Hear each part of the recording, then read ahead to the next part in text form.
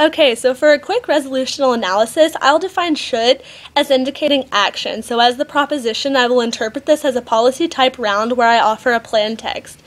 Ban is to legally prohibit. Testing that requires the use of animals is the testing of products on animals that is mandated by government agencies. Everything else will be defined contextually. Plan text. The USFG will prohibit testing that requires the use of animals in favor of more ethical product testing effective immediately.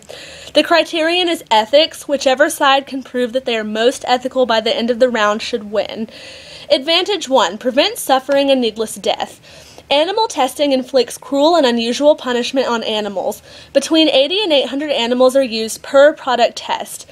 Before testing begins, these animals are often locked in small cages alone. Sometimes food and water is withheld. Then the animal faces the unspeakable horrors that go hand in hand with product testing. One example is the lethal dose 50, where rabbits, dogs, cats, and mice are used to test beauty and personal care products to see what dosage of it will be lethal to them.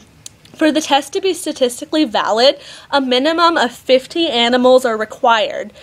Animals like rats also undergo skin toxicity tests where their fur is shaved, the skin is broken, and substances thickly applied to the exposed skin.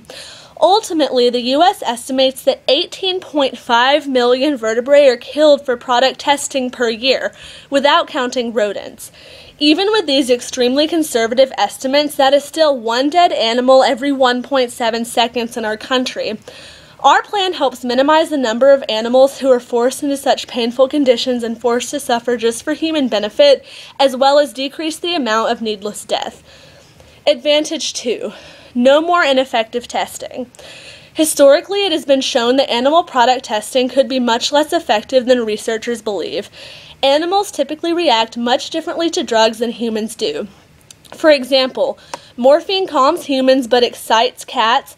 Cortisone causes birth defects in mice but not in humans, and penicillin kills guinea pigs and hamsters. If testing was limited only to animals, then humans wouldn't have these obviously beneficial drugs. Additionally, using rats for cancer research is proven ineffective.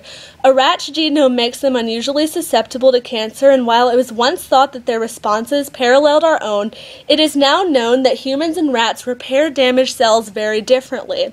Yet rats are still used in cancer research. For the protection of both people and the wider animal kingdom, we must turn away from ineffective and dangerous animal testing to more effective and ethical means. Advantage 3. Ethical and effective product testing.